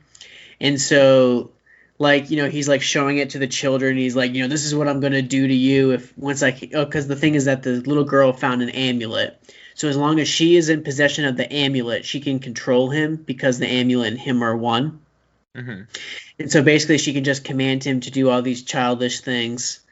And so there's a scene where this guy's eyeballs are spinning in circles, right? He's talking about how it's this guy's gonna spend forever in torture and torment, and so she bumps into him and knocks him over, and like his head splatters and kills him, and he's like, "You foolish girl, that was my masterpiece." I love like so there's a scene like they dress him up in normal clothes, and he looks like they dress him up to look like Sam Neill from Jurassic Park. That's exactly what he looks like. Like the sunglasses, the red handkerchief, the straw hat. Okay, I see what you mean. That sounds pretty funny. Where'd you watch this? Blu-ray. Yeah, I bought it. Oh, you guys bought it. All right. How much was it? I think it's a Shudder exclusive. Yeah, actually, yeah. I think it might be on Shudder. You have Shudder, don't you, Jake? I do, yeah. Oh man. Another service for you to mooch on? I'm collecting what I can. Listen, I'm buying a service this summer, so I really don't use it. The first time I used it was yesterday when I watched The Reef while I was doing some work at home. How much does that cost? I think it's like $6. Yeah, it's like $5.99 a month. There's a great movie. There's a movie on there which I'm going to watch, but it's a Korean movie, I think.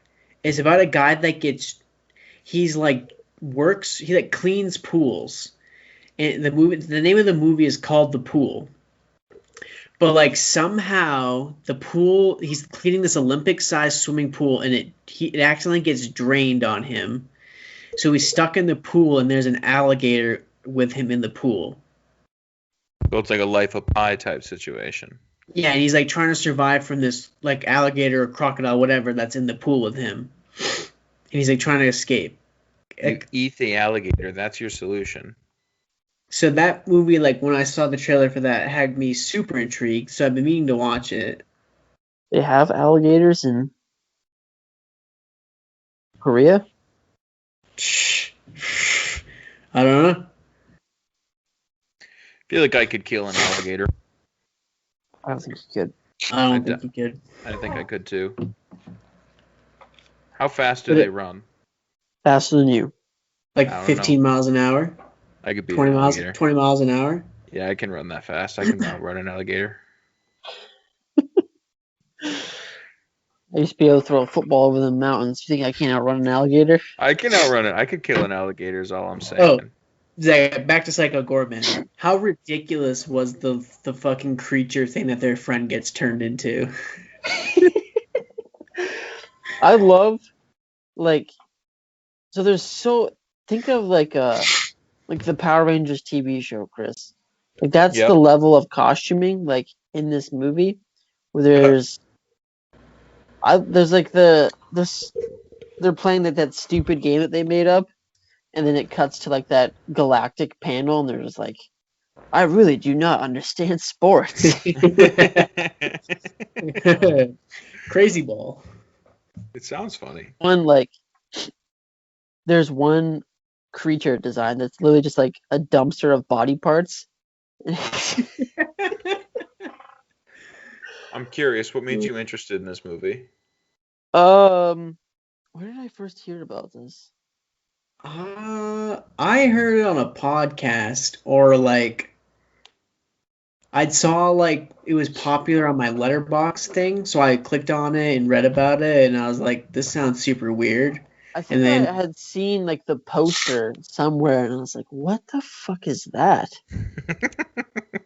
And then I Googled it, and I just saw people saying pretty good things about it. And then there was no like theatrical release. I couldn't find it on demand, so I saw there's a Blu-ray release coming out, so I got that. Do you know how much it made?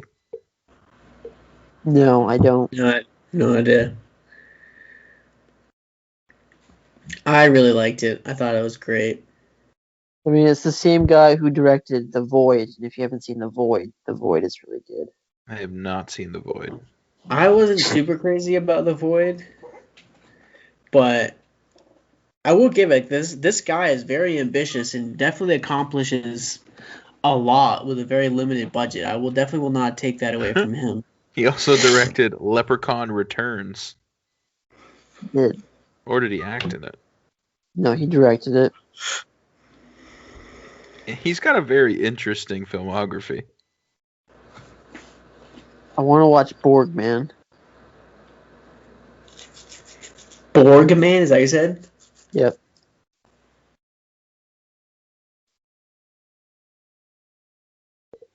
Oh, and then the cop that like keeps trying to kill himself but is unsuccessful every time. That's just like a weird throwaway gag that's in there. That's really funny. Yeah. Yeah, there's just a bunch of random shit, but I thought it was pretty funny. And the little girl is pretty good. There's a musical sequence out of nowhere. Yep, yeah. I totally forgot about that. Psycho Goreman plays the drums. And that weird alien creature does the keyboard. It's pretty good, Chris. Check it out. I'm planning on it at some point. It sounds funny. Just gotta find it first. I don't really have much else to talk about. Like, I've been working from home a lot lately, and I've been getting really bored of listening to like music all the time. So I've just kind of been throwing on movies in the background that either like I've seen before, like I watched National Treasure 1 and 2 back to back, just to throw on. I watched Power Rangers from 2017. Oof. Yeah, I can agree with that. Oof. Just something to throw on. Like I watched The Meg. I watched all the Hunger Game movies. I'm really interested by The Meg. Not like because I really want to watch it. I've just seen a lot of people online reference it. So is it as good as I assume it is based on how many people enjoy it? I didn't think it was very good. No? It's okay. It's not like bad though, right? No, I wouldn't say it's boring at all. Like I don't mind it. Like I liked it more than like The Reef, which I watched yesterday and it was kind of slow. Okay. I guess the last thing that I can mention, this was kind of a long time in the making. I hadn't seen it in quite a few years. I'd put it within my top 50. There was a recent 4K release that is getting some backlash. So I rewatched the Blu-ray to see if it truly was worth upgrading to 4K. It's not. So I watched Richard Kelly's Donnie Darko. Thanks for saving me $30. And I still love Donnie Darko. But I have to admit, like, there's a point when watching that movie where it's such a slow burn, and then it's kind of wrapping up and is getting to the end where it has to like fill you in on so much stuff so that the ending makes sense. Where it just was like info dump. Like I'm kind of lost here, and I think it's fine. Like the movie can still work without you really understanding it. And I don't think it's that hard to understand. People always talk about it's the movie that doesn't make any sense, but I don't think that's true. It does. But I still love Jake Gyllenhaal. He's great. I remember the first time watching it being kind of lost. I mean, just like the image of the rabbit alone is really good. And then like the image of like that spherical thing like coming out of your body that's basically like, guiding you through like life and like all of your actions are predetermined. Like that was a really cool visual. And I don't know. I think there's like a lot of stuff to unpack there.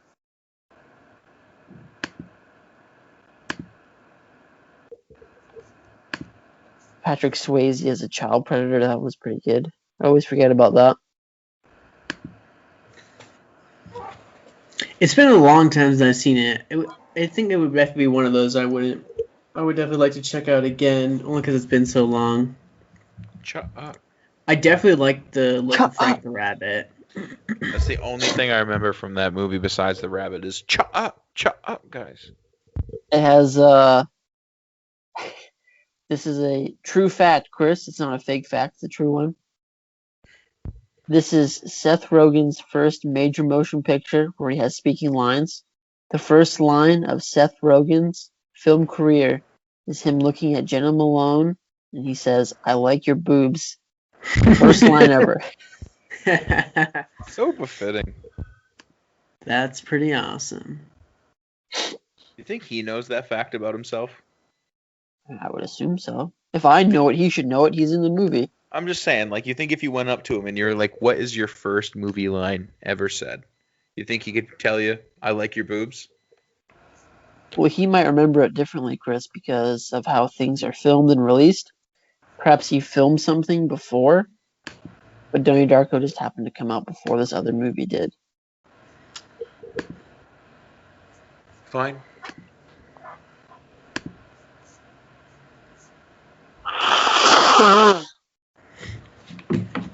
I don't have anything else. It still belongs in the top 50. Good. Maybe. Good. Maybe. I don't have anything else really. Chris, you got anything else? I'm good. What are we doing next week? I think it's undecided at the moment. I don't even know what's out. We'll have to talk about it. Probably nothing, honestly. Yeah, I don't even know. So we'll have to figure out something. But until next week, as always, thanks for being here with us. Always a pleasure to have you. Keep staying safe out there, and we'll see you next week. Bye-bye. Bye. So what's up, jabronis? Say that for the podcast, dude. That's gold material. Oh, that's gold material? What I'm up to. Jeez. All right. Don't want I've been recording hit records. You've been recording hit records? Is that what you said? Yes, I believe that's what he said. I think you guys understand. This is the look. Are you rapping, Naz? I bought 4 Dickies work shirts at Goodwill, and this is what I'm wear every day. Well, you bought 4 Dickies work shirts at Goodwill? Yeah, this is same one. I bought 4 of the same one. Are you kidding me? Wear them every Is day. this the new style? Why are you dressing like our dad? That's so weird. Look, Well- you even have a pen in your pocket. I can respect that, though. I can respect that. It's more practical. Like, I wear them to work because I don't want my actual clothes to smell like onions and bacon. Because there's no uniform. Right. So, like, this is, in a way, like, just like my chef's coat, but it's the Dickies shirt. Why don't you just buy a chef's coat? Does I look like a fucking douchebag if I wore a chef's coat or Harvest Moon Deli? That would be hilarious, though. You should do it for the joke one day. You can go get one for like $5 at Martin's. Can you? Oh, gosh, yeah. I'd wear it for like one day. I'm pretty sure you can even get the hat, too. This is the look. I wear jeans, a Dickies button-up shirt, and Crocs. I feel like I would wear the hat unironically. Yeah, buy the chef's hat, but keep wearing the Dickies button-ups. I should get like the pinstripe chef pants and wear those with the Dickies button-up. Oh, gosh, And the yeah. Crocs. That's going to be killer, dude. I think we're just spitting gold here. These are all great ideas. Yeah. Probably make it a standard uniform at Harvest Moon Deli. Sick. I wish that we just... I wish they would have T-shirts or something. Like, you have to wear this T-shirt. I'm surprised they don't have that. You know I how hate- much better that would make my life? I hate uniforms. But they got hats, though, right? I don't have to wear the hat. I just choose to. Is that a Harvest Moon Deli hat? It is. Thought Because so. my boss Red Sox hat now smells like onions and bacon. So Permanently? Like, do you wash their clothes? I wash my clothes, but it's just a hard smell to get out of. Yeah, onion sucks. Especially when you're like just cooking in it for 8 hours a day. Yeah, that's fair. I'm pretty sure all my clothes smelled like cookies and donuts when I worked at Frank's. Yeah, it's That's just like a- it's one of those. That's Even a good if no one problem to have. around you can smell It's it, deep. like you can smell it. Yeah. I just remember living with Chippy when he worked at Papa Gambino's and thinking like, gosh, you make me want pizza, but also I really hate myself right now because your fucking scent is making me want pizza. Instead of pizza, you just ate Chinese off the floor. One time. One fucking time. My new office is above a pizza shop. You have an office? Yeah, I do now. Yeah. Oh, that's right. They got an office. So, like, your work is like local, right? Ish. It's like 30 minutes away. That's not bad. Is it above the same pizza place that you used to work at? No, it's not. That'd be kind of killer. That would be something. But nope, just another pizza joint. Whenever you're slow up top and they needed help down below, you could go in and throw in a couple Zaz for them, do them a solid. I'll eat a couple Zaz for him, but I'm not gonna. You're not gonna go downstairs and be like, "Don't worry, guys. I used to do this for a living. I'm a professional." Okay.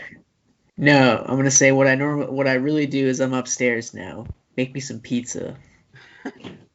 Bitch, I'm a customer now. Yeah, exactly. I've started to update my wardrobe too. I'm shopping at Kohl's. What's the desired look here? Yeah. I bought a couple polo shirts. Oh God. Yeah, no, I'm Like- dressing fancy now. Polo as in like the collar, or they're like Polo Ralph Lauren shirts? No. I got a couple just polo with the collared shirts. I've got Okay. a couple like nice pair of shorts, like not cargo shorts. Although I'm still gonna keep my cargo shorts. And You then just Practical reasons. You just bought new cargo shorts? no, I bought. Cargo shorts? They're like kind of. I bought some like regular khaki, like kind of. Okay, my big quarrel. Are you of the joining a week- fraternity? No, I'm not. But my big quarrel of the week has been understanding the difference between khaki and chino, because it just kind of seemed like khakis are gone. You can't find khakis. They were replaced with chinos. I gotta tell you, Chris, I can't tell you that I really care. I understand where you're coming from, Zach, but what the fuck happened to khaki? Did they just go out of style? COVID. Whatever. I got a pair of Crocs though. Sick, me too. Recently? Like yesterday. Dude, nice. What color? I got the black, like no slip. Do they have the holes in the top, or did you get like the completely sealed ones? No, I got the completely sealed ones so that I can wear them at work. Oh, you need them at work, yeah. Because if the holes are in them, then they're not certified. That's a bummer. I think so, but I can't get in any of those pins now. I know. I used to have an orange pair when I was a kid, but I got the black pair now, and I'm loving it, gotta say. But I'm updating my wardrobe. I've worn cologne 2 days in a row. Why? I had it. I bought that cologne. We went to Martin's with Chippy that one time to go look for golf clubs. Martin's cologne? Jeez, don't brag. Okay, it's some nice cologne. Okay. Yes, that's what I'm saying. No need to brag. I know. I'm pretty sure it used to be a sample because like a quarter of it was gone when I bought it. You don't think, or people were just spraying each other with it because you bought it at Martin's, so teens are probably fucking around in there. Whatever. I smell good. I didn't put it on today, but Chris is going fancy. Why? Why not? Uh-oh. Did Alyssa tell you to step it up? No. You bought Alyssa some new hates it. clothes? I think You're at We went to Kohl's. we went to Dice Arts yesterday morning, and my Alyssa was wearing like leggings and like a regular t-shirt, and I put on like a button-up LL Bean shirt and like a pair of chino pants, and she was like, "Chris, you look too dressed up to go to Dice Arts," and I'm like, "Hold up." She's like, "It's Sunday morning. You just put on a pair of like sweatpants and a baggy t-shirt and you'll be fine." And I'm like, I'm looking good from now on. I've gotten a pair of nice shoes. I got a nice hat. I bought some sunglasses. you have a pair of loafers. No, but I did get like a kind of a brown leather looking pair of tie-up shoes. I think your old look more suits your personality. Like the 10-year-old EMAA T-shirt that has a big rip in the stomach that you still continue to wear everywhere you go. I'm not throwing that to the wayside. Like, don't get me wrong. I'm still going to own my cargo shorts. I'm not throwing out my T-shirt I've owned since 8th grade. Like, somehow it fit me year after year, despite me growing in size. Quotation marks, of course. New. I'm not getting rid of my old wardrobe. I'm just expanding my current one. I can't hear Jacob. Can you hear him? I can't hear him at all. Is that better? Yeah. Sorry, I accidentally turned my mic off. I'm a main man. I gotta wear these Dickies clothes. Maybe I'll get Dickies pants someday. He's gonna start wearing Red Wing boots to work. Is there a country song about wearing Dickies clothing? There's got to be. I hope so. Probably. It's probably either Dickies, Levi's, or Wrangler. There's definitely a song about Wrangler jeans. Well, Zach, if you pull some strings, maybe Dickies will sponsor us. I hope so. Sponsor me. Shirt. 4 of the same exact Dickies shirt. Like, that's what gets me. Dude, I always just like... They're the same color and everything? Yeah. They're the exact same shirt.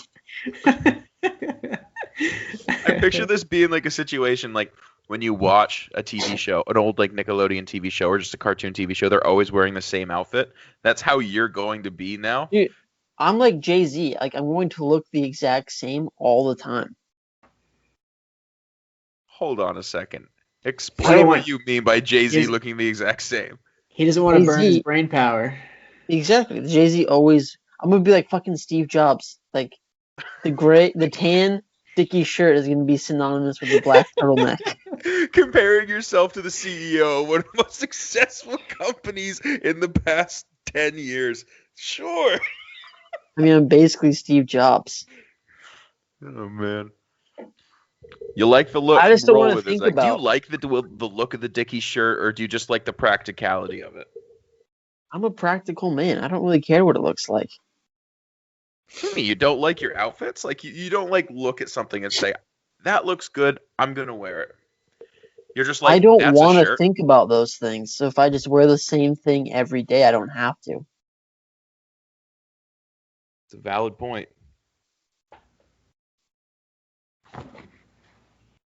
Like maybe some days I'll wear black pants instead of jeans, but that's really going to be the only variation here. Did they have those Dickies shirts in a couple size larger? Because I will wear the exact same outfit as you every day.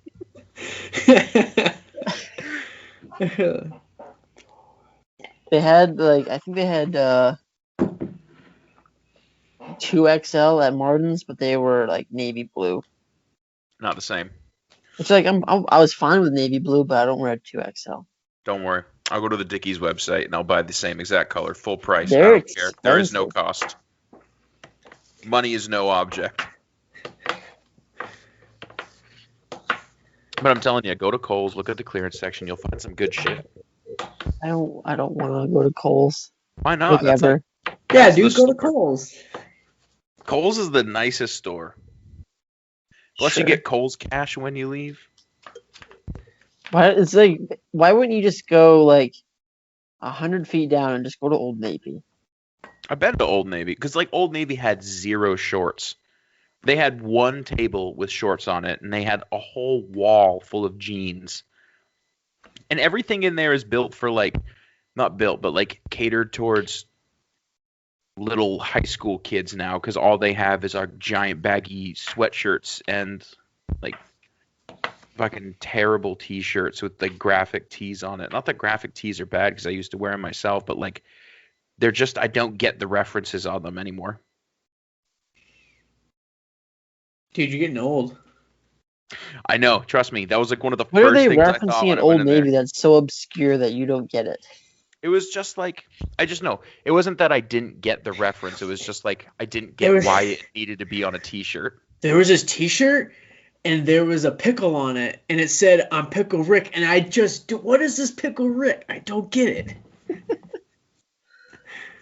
All I'm saying is that it makes no sense. Like, why well, would they Chris, put half he the stuff turned into himself it? into a pickle. I mean, it's simple, man. Makes no fucking sense. Because I think you should wear these new fancy clothes that you got, but then wear one of those hats that is like Rastafari color and has the fake dreadlocks coming out of it. You mean like your old MySpace photo? You can't just bring that up and expect me not to mention your old MySpace photo. Dude, I wish I could wish I could reactivate that account somehow. I wish MySpace would make a comeback. No, you don't. You wouldn't use it. You don't even use what's out there. I got Instagram back though. I made a good Instagram the other day. You don't even log your movies that you watch. Yeah. And then you complain about not being able to remember them. Adjusting my top 5 friends. You also can't get a credit card because you're afraid you're going to miss the due date. You want MySpace back? You want to list I don't have friends to pay in order? MySpace. You want to list friends in order? That seems like a heavy task. I think I could do that.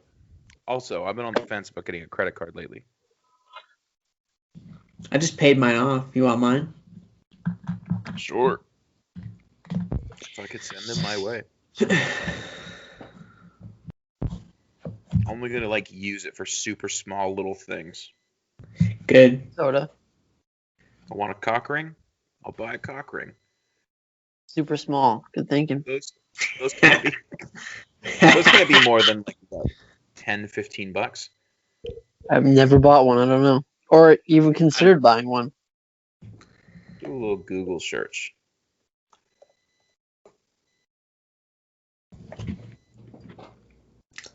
Whoa. Captain Taint stimulating cock ring. $20. $20, huh? Yeah. And The only reason I would ever be interested is because you would have to know like a size. Ringo I would really be more interested in like their size measurements. What are the increments of? I don't understand what half this stuff is. Is it like one size fits all? Like it's adjustable? No, but like there's like no, they're all like they look like hard kind of plasticky type stuff. They have Chris, ones that vibrate. Share your screen with us. A second. Screen share. All right, can you see my screen? Yep. Like, look at some of this stuff. Like, this one is like a pulsar machine type thing. Because you do realize that it's not for you, right? I mean, it's wrapping around my penis. But it's not designed for you. Some of them aren't. Some of them are though, right? Like this one. This one is like has like. This one looks like it's adjustable though, because it kind of has that 2 sizes right there. Yeah, it looks like a fucking muffler clamp.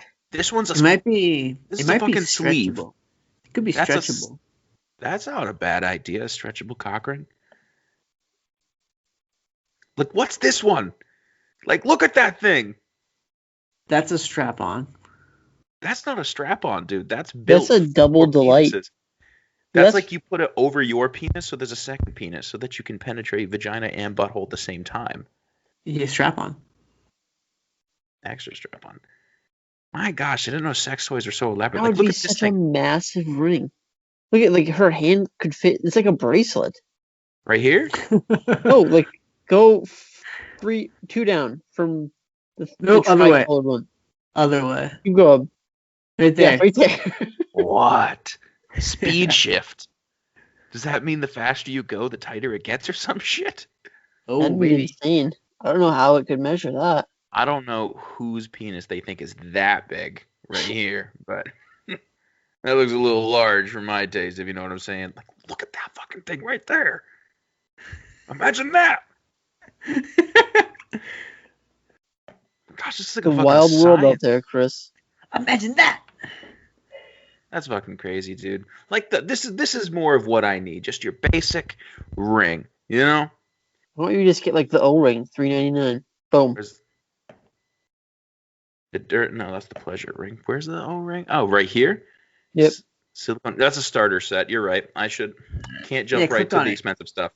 Click I'm a on it. beginner. Click on it. Click on it. No way, sir. Why? Google is as far as I go. You're a coward. Oh man. Plus, like, I'm moving in like a little over 3 weeks, so what, you can't have... Oh, and through ice. I don't want to come to like the new neighbor's doorstep. Where are you and be moving like, to? Just right down the road. Okay, send it there. Yeah. Or No, just keep 'cause coming what if back it's to there check on too it. soon? That's really what you should do. Hey, just like knock on the door of the new people that live there. Just wondering if my cock ring showed up yet. I can knock on the door and they'd be like, "Oh, you're Chris. A package showed up for you, but you may not want it back." You should always say, you could go up and say, "Excuse me, I've been expecting a package for my package. Has anything come in yet?" Oh man, and he's like, "You may not want it back, but then again, really seals in the flavor." Oh my gosh, that's good shit.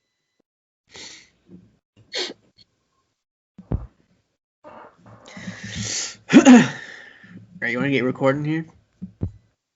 Let's do it. Been recording for 19 minutes and 48 seconds. I know you have. We gotta get our legit recordings going. That's gonna get tacked on to the end of the show. Conversations about the fucking pleasure rings or whatever. They're a lot Alright. cheaper than I was expecting, though. Yeah, I mean, I'm sure like with anything, pay as little or as much as you want. I just want to know, like, what's a $200 cock ring look like? Probably the same as a $4 one. Yeah, but I want to know, That's like, like what you look the same. It's like they're those like vibrating ones, like that were like sleeves that cost $40.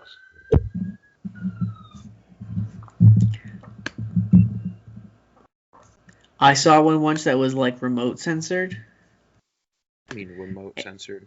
So like you would put it on and it had like this little like pad thing. So then you could like, let's pretend this is like your pad. Like you could like do whatever on it and it would mimic that on the device. Like vibrate that way. That's like in that cool. area. Yeah. You should get one that's like motion censored. So anytime somebody comes to the door, like replace your doorbell with the cock ring vibrator. So whenever somebody comes up to your door, it like jiggles your junk a little bit. You'd have to like always be wearing it. Yeah. Okay, I don't know what you're expecting out of me, exactly. And do you expect a lot of guests? Hmm? Do you just invite people over like over and over again? No, all I'm saying is that like if I do that for 10 years, that means that for the rest of my life, whenever somebody comes to the door, if I stop wearing it, I'm gonna get a boner. Excuse me. For the rest of your life, and then for the next 10 years, you only have 10 years left? No, here's what I'm saying. I wear the cock ring for 10 years. Or it'll be like right? Pavlov's dog, where you've just been trained that way. I'm just trained. Like every time somebody comes to the door, I get Pavlovian. Yeah. That's good. Pavlov should have experimented with that instead. This is the stuff, man. This is why I should go to the psychology majors at USM and pitch them this. You should. Yeah, the professor's like, guys, why does it say that the school budget was spent at adamandeve.com? I would love your doctorate, Chris. I think it could be a lot of fun. You'd be a sex doctor. All right. Ready when you are. All right. I'm going to hit record. 3, 2, 1, go.